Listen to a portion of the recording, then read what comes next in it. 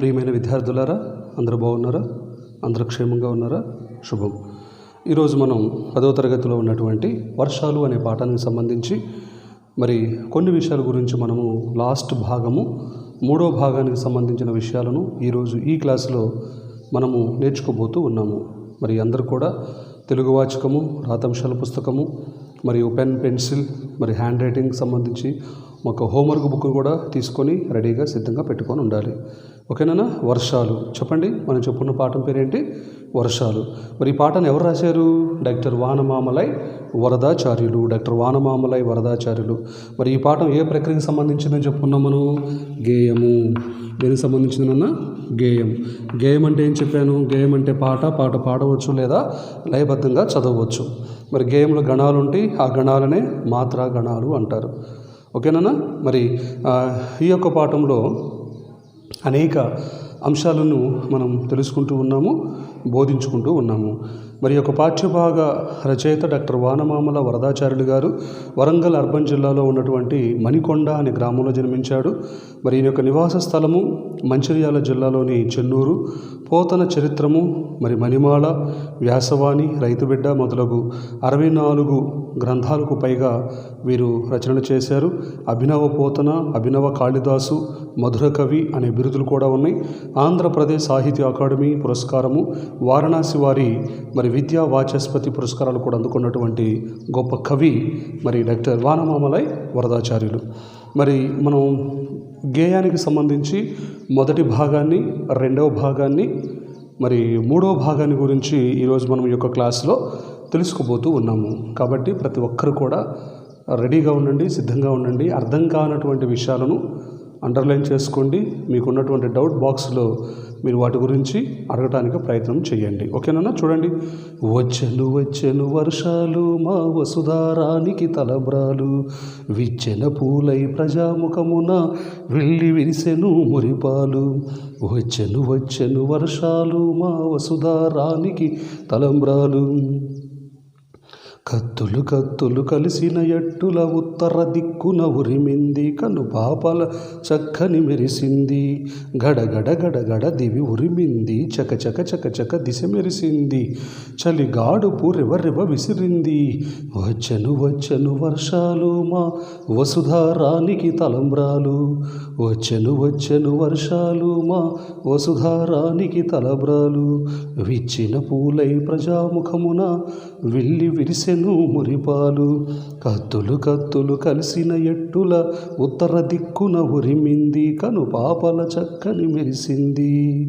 పాడు కరువులకు బాణాలు మా పంట చేలకివి ప్రాణాలు, ఆడు కరువులకు బాణాలు మా పంట చేలకివి ప్రాణాలు, మా కాపు కన్నులకు ముత్యాలు వరి కర్రల నోళ్లకు చనుబాలు, మా కాపు కన్నులకు ముత్యాలు మా వరి కర్రల నోళ్లకు చనుబాలు. వచ్చెను వర్షాలు మా వసుధారానికి తలబ్రాలు. మరి దీంట్లో మనం చూసినట్లయితే భూమి అనేది ఒక రాణిగా చెప్పాడు. ఆమె తలపై వర్షపు చినుకులు తలంబ్రాలుగా పడుతూ ఉన్నాయి. అందరి ముఖాలు పువ్వుల్లాగా విచ్చుకున్నాయి. మేఘాలు కలిసినప్పుడు కత్తులు 2 కలిసినట్లుగా ఉరిమింది, మెరుపులు మెరిశాయి. ఆ కాంతికి కళ్ళు జిగేలు మన్నాయి. మరి వర్షము పంటలకు ప్రాణం పోస్తుంది, కరువును పోగొడుతుంది. వాగులు, వంకలు పొర్లి మరి చక్కగా ప్రవహించి ఈ ప్రకృతికి ఎంతో అందాన్ని, ఎంతో సుకుమారాన్ని అందిస్తూ ఉంటాయి. అందుకనే ఈ యొక్క వర్షపు యొక్క ధారల గురించి, మరి వర్షానికి సంబంధించినటువంటి అంశాలను ఈ యొక్క పాఠంలో మనకి డాక్టర్ వానమామల వరదాచార్యులు గారు బోధిస్తూ ఉన్నారు. మరి ఆ యొక్క వర్షం పడే తీరు, ఆ వర్షం యొక్క పోకడ, ఆ వర్షం పడుతున్నప్పుడు ఈ యొక్క ప్రకృతి అంతా కూడా ఏ విధంగా పులకించిపోతుంది, ఆ ప్రకృతి యొక్క రమణీయతని, ఆ ప్రకృతిలో ఉన్నటువంటి గొప్పతనాన్ని మరి ఎంతో చక్కగా మనకి వర్ణిస్తూ ఉన్నాడు. అందుకనే వచ్చెను వర్షాలు మా వసుధారానికి తలంబ్రాలు. ఇంకేమన్నాడు చూడండి. కోడె నాగులై ఉరికే వాగులు, క్షీరధారలై పారే తోగులు, భూసతి వానల తానములాడి పచ్చక కోకిల పైట సవరించే కోడె నాగులై ఉరికే వాగులు క్షీరధారలై పారే తోగులు భూసతి వానల తానములాడి పచ్చిక కోకల పైట సవరించే వచ్చెను వచ్చెను వర్షాలు మా వసుధారానికి తలవ్రాలు విచ్చిన పూలై ప్రజాముఖమున వెళ్ళి విరిసెను మురిపాలు వచ్చెను వచ్చెను వర్షాలు మా వసుధారానికి తలవ్రాలు విచ్చిన పూలై ప్రజాముఖమున వెళ్ళి విరిసెను మురిపాలు మధురుషభమ్ములు కొమ్మల గ్రమ్ముచు మట్టిని జిమ్ముచు రంకె వేయగా మధురశుభమ్ములు కొమ్మలు గ్రమ్ముచు మట్టిని జిమ్ముచు రంకె వేయగా ముదిత మయూరం పింఛము విప్పి ముద్దుగా నాట్యం సలిపింది ముదిత మయూరం పింఛము విప్పి ముద్దుగా నాట్యం సలిపింది వచ్చెను వచ్చెను వర్షాలు మా వసుధారానికి తలబ్రాలు విచ్చిన పూలై ప్రజాముఖమున వెళ్ళి విరిసెను మురిపాలు వచ్చెను వచ్చెను.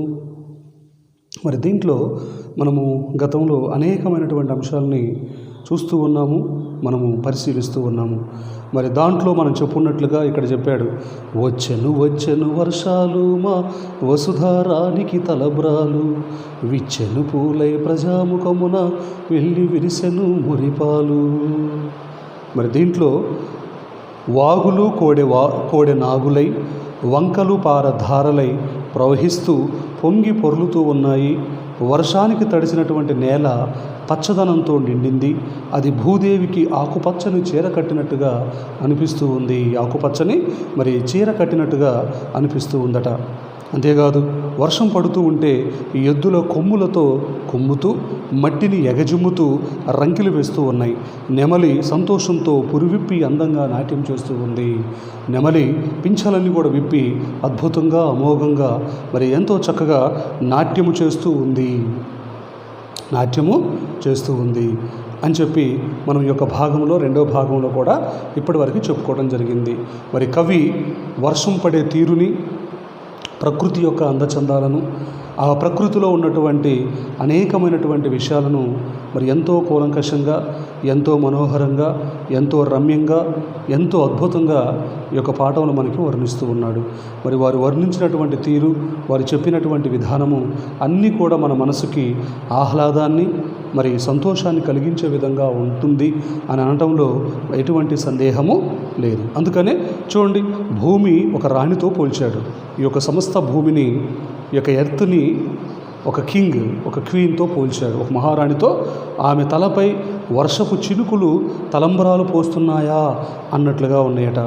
మరి అందరి ముఖాలు పువ్వులులాగా విచ్చుకున్నాయి. మేఘాలు కలిసినప్పుడు కత్తులు రెండు కలిసినట్లుగా ఉరుము ఉరిమింది. మెరుపులు మెరిశాయి. ఆ కాంతికి కళ్ళు జిగేలుమన్నాయట.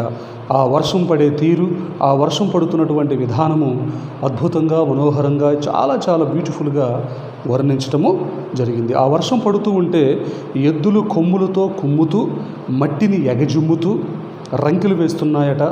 నెమలి సంతోషంతో పురివిప్పి అద్భుతంగా నాట్యం చేస్తుంది. ఆ వాగులు వంకలు పాలధారలై ప్రవహిస్తూ పొంగి పొర్లుతూ ఉన్నాయట. వర్షానికి తడిచిన నేలంతా కూడా పచ్చదనంతో నిండిపోయి, అది ఒక అందమైనటువంటి స్త్రీ కట్టుకున్నటువంటి ఒక గ్రీన్ శారీలాగా పచ్చదనంతో వెలిగిపోతూ ఉంది. ఎందుకంటే అప్పటి వరకు ఎండిపోయినటువంటి చెట్లు ఎప్పుడైతే ఆ వర్షపు ధారలు భూమి మీద పడ్డాయో మళ్ళీ ఇవంతా కూడా చిగురించి మరి ఎంతో చక్కగా మరి పంటలు పండటానికి ఎంతో యోగ్యంగా ఉంది. మరి ఎంతో గ్రీనిష్గా పచ్చదనంతో నిండిపోయి ఆకుపచ్చని ఆకారంలో అద్భుతంగా మరి చూస్తానికి ఎంతో అందంగా కనిపిస్తూ ఉంది అని చెప్పి ఇక్కడ మనకి యొక్క కవి ఇక్కడే చెప్పడం జరిగింది. సో ఈరోజు మనం మూడో భాగంలో ఉన్నటువంటి మరికొన్ని విషయాల గురించి ఇప్పుడు మనము చూడబోతూ ఉన్నాం. చూడనా, వచ్చెను వచ్చెను వర్షాలు మా వసుధారానికి తలంబ్రాలు వచ్చెను వచ్చెను వర్షాలు మా వసుధారానికి తలంబ్రాలు విచ్చెన పూలై ప్రజాముఖమున వెళ్ళి విరిసెను మురిపాలు విచ్చిన పూలై ప్రజాముఖమున వెళ్ళి విరిసెను మురిపాలు. మూడవది, ఆరవేసిన చీరల ఓలే తూర్పు గట్లు అందములు వేసి నడిచే నల్లని గుండు శిలలు వలె పడమటి గట్లను గేదెలు మూసే ఆరవేసిన చీరల ఓలే తూర్పు గంట్లు దావులు మేసే నడిచే నల్లని గుండు శిలలుపై పడమటి గట్లను గేదెలు మేసే వచ్చను వర్షాలు మా వసుధారానికి తలంబ్రాలు విచ్చిన పూలై ప్రజాముఖమున వెళ్ళి విరిసెను మురిపాలు ఆరవేసిన చీరల ఓలే తూర్పు గంట్లు దావులు మేసే నడిచె నల్లని గండు శిలలు వలె పడమటి గట్లను గేదెలు మేసే. మరి ఆరవేసిన చీరలు ఓలే తూర్పు గంట్లు దావులు మేసే కూరుపు గంట్లు ఆవులు మేసే నడిచే నల్లని గండు శిలలు వలె పడమటి గట్లను గేదెలు మేస్తూ ఉన్నాయట. మరి ఆ వర్షం పడుతూ ఉన్నటువంటి ఆ దృశ్యాన్ని కవి ఎంతో మనోహరంగా వర్ణిస్తూ ఉన్నాడు. ఆరవేసినటువంటి చీరల వలె కనిపించే ఆవులు మరి దూరాన్ని చూస్తూ ఉంటే అక్కడక్కడ మరి ఈ యొక్క ఆవులు కానీ గేదెలు కానీ మనకి చూస్తానికి తెల్లగా మరి చూస్తూ ఉంటే పచ్చటి వాతావరణంలో పచ్చటి చెట్ల మధ్య పచ్చటి గడ్లు మేస్తున్నటువంటి వాటిలో అక్కడక్కడ ఈ యొక్క ఆవులు తెల్లగా కనిపిస్తూ ఉన్నాయట. ఆ తెల్లగా కనిపించే ఆవుల్ని కవి ఇక్కడ ఎలా పోలుస్తున్నాడు? ఆరవేసిన బట్టలులాగా ఆరవేసినటువంటి చీరలాగా పోలుస్తూ ఉన్నాడు. అందుకనే ఆరవేసిన చీరల వలె కనిపించే ఆవులు తూర్పు వైపు ఆ విధంగా గడ్డి మేస్తూ ఉన్నాయి. అంతేకాదు నడుస్తున్న నల్లని కొండ రాళ్ళ వలె కనిపించే బర్రెలు పడమటి వైపు మేస్తూ ఉన్నాయి. మరి పెద్ద పెద్ద గండులు అంటే పెద్ద పెద్ద కొండ ఎలా ఉంటుందో దూరం చూస్తూ ఉంటే బ్లాక్ కలర్లో ఉంటుంది. మనకి చూస్తూ ఉంటేనే అది చాలా నల్లటి ఆకారంతో మరి చాలా పెద్దగా అనిపిస్తూ ఉంటుంది. మరి ఇక్కడ బర్రెలను కూడాను గేదెలు కూడా ఆ బర్రెలులాగా అంటే బర్రె అంటే గేదె అనమాట. సో దాన్ని ఇక్కడ కవి ఎలా పోలుస్తున్నాడు అన్న అంటే ఆ నడుస్తూ ఉన్నటువంటి నల్లని కొండరాళ్ళ వలె కనిపించే బర్రెలు పడమటి వైపు మేస్తూ ఉన్నాయి అని చెప్పి ఇక్కడ మనకి కవి అందంగా చెప్పడం జరిగింది. చూడండి, ఆరవేసిన చీరల వలె కనిపించే ఆ ఆవులు తూర్పు వైపు మేస్తూ ఉన్నాయి. నడుస్తూ నల్లని కొండరాళ్ళ వలె కనిపించే బర్రెలు పడమటి వైపు మేస్తూ ఉన్నాయి. చూడండి ఎంత అద్భుతంగా చెప్పాడు కవి. మరి ఆ కవి చెప్పినటువంటి విధానం ఎంత బాగుందో చూడండి. వర్షం పడుతూ ఉంటే ప్రకృతి అంతా కూడా పచ్చని సీర కట్టుకున్న మరి గ్రీనిష్గా కనిపిస్తూ ఉంది. మరి అక్కడక్కడ ఆ పచ్చటి గడ్ల మధ్య ఎవరున్నారు? ఆవులు మేస్తూ ఉన్నాయి. అది ఎలా చెప్పాడు? ఆరవేసినటువంటి బట్టలు వలె ఉంది, ఆరవేసిన బట్టలులాగా కనిపిస్తూ ఉంది అని చెప్పన్నాడు. మరి చూడండి, ఆరవేసిన చీరల ఓలే తూర్పు గంట్లు దావులు మేసే నడిచే నల్లని గండు శిలలు వలె పడమటి గట్లను గేదెలు మేసే. కాబట్టి ఆరవేసిన చీరల వలె తూర్పు గంట్లు ఆ తూర్పు దిక్కున ఉన్నటువంటి గడ్డిని మేస్తూ ఉన్నాయి ఆ యొక్క ఆవులు. ఆ ఆవులు తెల్లగా ఉంటాయి, బట్టలు కూడా కొన్ని తెల్లగా ఉంటాయి. కాబట్టి అవి దూరంగా ఉండి చూస్తూ ఉంటే ఆరవేసినటువంటి ఆ గ్రీన్లో ఒక దండాన్ని కట్టి ఆ తాడు పైన ఈ యొక్క తెల్లటి బట్టలు ఆరవేశాయా అని అనుకునే విధంగా ఇవన్నీ కూడా మనకు అక్కడ కనిపిస్తూ ఉన్నాయట. అందుకనే ఆరవేసిన చీరలు ఓలే తూర్పు గంట్లు ఆవులు మేసే నడిచే నల్లని గండు శిలలు వలె. మరి నడుస్తూ ఉన్నట్లుగా పెద్ద పెద్ద కొండలు ఉన్నాయి. గండు శిలలు అంటాడు. గండు అంటే పెద్దది, శిల అంటే కొండ అంటే పెద్ద కొండలు. ఈ కొండలు మనకి చూస్తానికి ఎలా ఉంటాయి? చాలా చాలా పెద్ద పెద్దగా ఉంటాయి. అయితే ఈ కొండలు మనకు సహజంగా కథలు అక్కడే ఉంటాయి. కానీ ఇక్కడ కవి ఎలా పోలుస్తున్నాడు? నడిచే నల్లని, అవి కొండలు నడుస్తున్నాయా అని అనుకునేటట్లుగా ఆ పడమటి దిక్కున ఉన్నటువంటి బరిగొడ్లు, గేదెలు, పశువులు అవి ఏం చేస్తున్నాయమ్మా అంటే మరి గడ్డిని మేసుకుంటూ అలా ముందుకు నడుస్తూ ఉన్నాయట. ఆ నడుస్తున్నటువంటి ఆ యొక్క బరిగొడ్డుల్ని, ఆ గేదెల్ని, ఆ పశువుల్ని కవి ఇలా ఎక్కడ ఎలా పోల్చాడు? అంటే నడుస్తూ ఉన్నటువంటి పెద్ద కొండల వలె పోల్చాడు.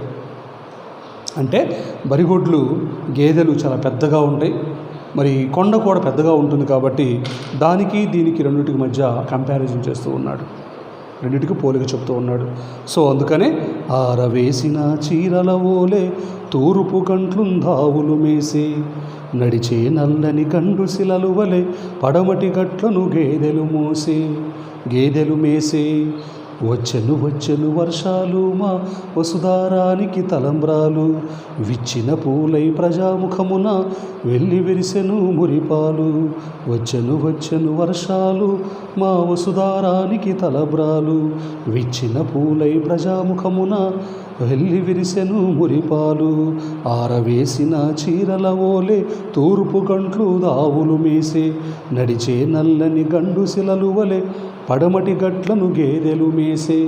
వచ్చెను వచ్చెను వర్షాలు మా వసుధారానికి తలబ్రాలు, కొమ్మగుడుగుతో కాపు ఛత్రపతి చేలలోన భూపాలుండయ్యే. పశుపతి అయి ములుకోలను భూని కరువుల పాలిట కాళ్ళుండయ్యే. కొమ్మగుడుగుతో కాపు ఛత్రపతి చేలలోన భూపాలుండయ్యే.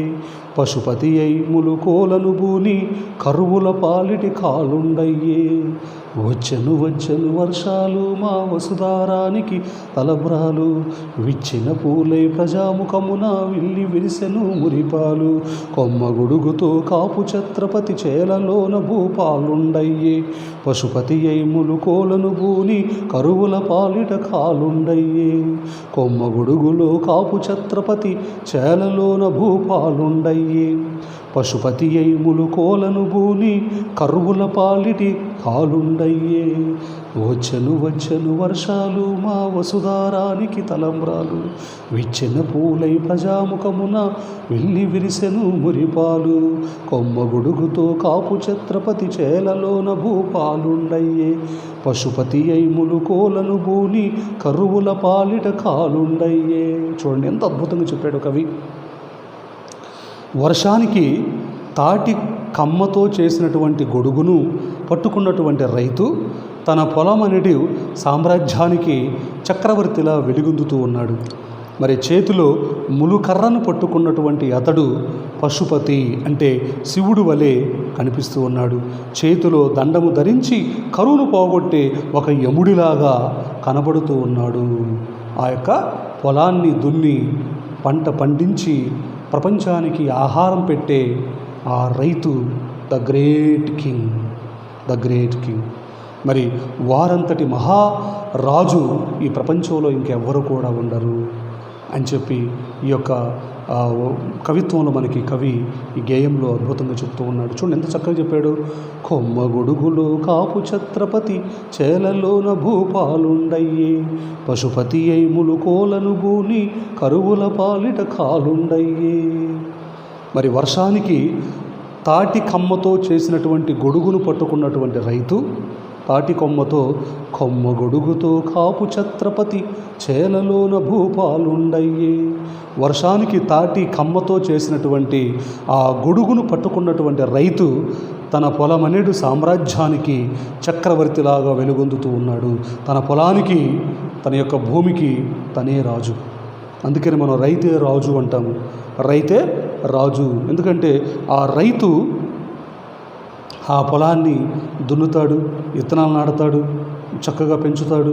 మరి చక్కగా వరి ధాన్యాన్ని తీసుకొచ్చేంతవరకు దాని యొక్క ఆలన పాలన, దాని యొక్క కష్టము నష్టము బాధ సమస్యలు ఇలాంటివి ఏమీ లేకుండా అద్భుతంగా చూస్తూ మనోహరంగా చూస్తూ మరి ఎంతో ఎంతో వినయంతో విధేయతతోటి మరి వాటన్నిటిని కూడాను అద్భుతంగా చూస్తూ ఉంటాడు అని చెప్పి అంటాడు. అందుకనే ఆయన ఇక్కడ చెప్పాడు, కొమ్మగొడుగుతో కాపు ఛత్రపతి చేలలోన భూపాలుండయ్యే. ఆయన ఆ భూమిని పరిపాలించే మహారాజులాగా వెలుగొందుతూ ఉన్నాడు. అందుకని తన పొలమనేటి సామ్రాజ్యానికి, తన పొలము అన్నటువంటి కింగ్డమ్కి ద గ్రేట్ కింగ్ ఫార్మర్. ఎవరమ్మా? ఫార్మర్. సో దేనికి? ఏ కింగ్డమ్కి? ల్యాండ్, భూమి అనే కింగ్డమ్కి. సో తనకున్నటువంటి ఆ పొలానికి కింగ్ ఎవరయ్యా అంటే రైతే రాజు. ప్రపంచానికి అన్నం పెట్టే రైతు మరి ఈనాడు ఎన్నో కష్టాలు పడుతూ ఉన్నాడు. ఎండనక, వాననక, పగలనక, రాత్రనక, చలనక, వేడనక అహర్నిశలు శ్రమించి మనందరికీ భోజనం పెట్టే రైతు తినటానికి భోజనం లేదు. అనేక కష్టాలు పడుతూ ఉన్నాడు, అనేక బాధలు పడుతూ ఉన్నాడు, అనేక సమస్యల్ని వారు ఎదుర్కొంటూ ఉన్నారు.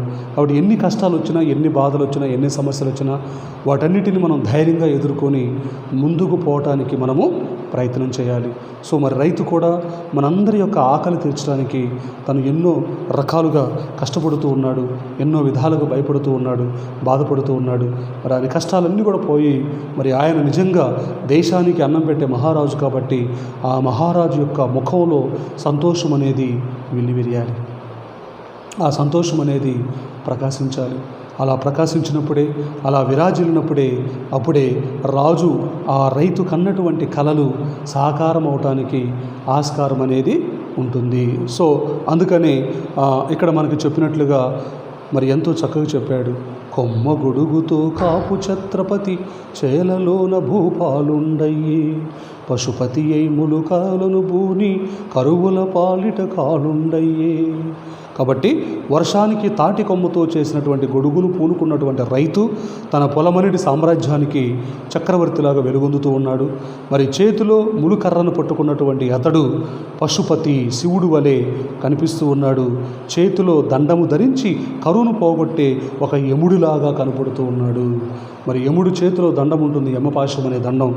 ఆ యమపాశంతో ఈ లోకంలో ఎవరైతే పాపులు ఉంటారో, ఎవరైతే చెడ్డవాళ్ళు ఉంటారో, ఎవరైతే దుర్మార్గులు ఉంటారో, ఎవరైతే మరి ఈ లోకంలో పాపపు క్రియలు, పాపపు ఆలోచనలు, పాపపు తలంపులు చేసినటువంటి వాళ్ళు ఎవరైతే ఉంటారో వాళ్ళందరి యొక్క ప్రాణాలు తీసే ఒక కాల యముడు లాగా ఇక్కడ కూడా పొలంలో కరువు అన్నటువంటి పాపాన్ని తొలగించి, కరువు కాటకాలు తొలగించి మనందరికీ కూడా 3 పూట్ల ఆహారాన్ని అందించే ఒక రైతు ఒక యముడులాగా కనిపిస్తూ ఉన్నాడు.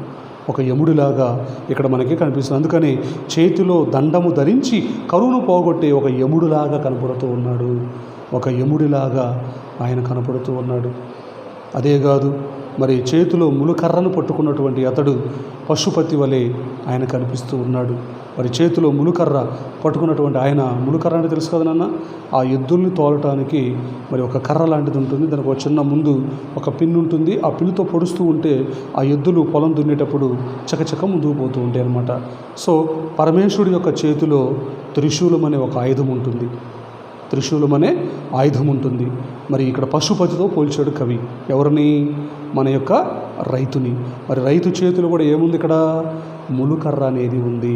ఆ కర్ర చేత పట్టుకొని ఆ కర్ర సహాయంతో ఈ యొక్క అద్భుతమైనటువంటి అమోఘమైనటువంటి మరి యొక్క ప్రాంతాన్ని చక్కగా పరిపాలిస్తూ ఉంటాడు రైతు. అందుకనే ఆరవేసినటువంటి చీరవలె కనిపించే ఆవులు తూర్పు వైపు మేస్తూ ఉన్నాయి. నడుస్తున్న నల్లని కొండ రాళ్ల వలె కనిపించే బర్రెలు పడమటి వైపు మేస్తూ ఉన్నాయి.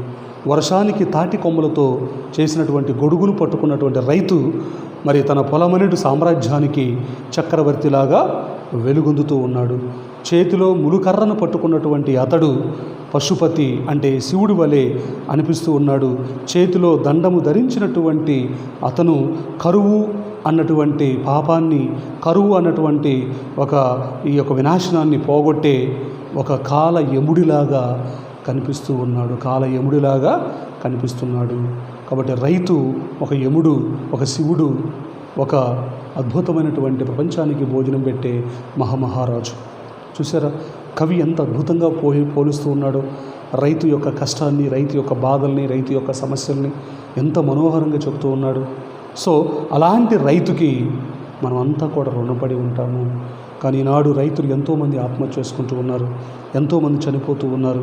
కరువు కాటకాలు సంభవించినప్పుడు మరి తీసుకున్నటువంటి అప్పులు చెల్లించలేక ఆ వడ్డీల మీద వడ్డీలు, చక్ర వడ్డీలు, భూచక్ర వడ్డీలు అని చెప్పి ఆ రైతులు పీడించే మరి ఆ యొక్క కామాంధులు చేతులు బలైపోతున్నారు ఎంతోమంది రైతులు. సరే ఏది ఏమైనా రైతుల యొక్క కష్టానికి, రైతుల యొక్క శ్రమకి తగినటువంటి ప్రతిఫలం లభించాలి.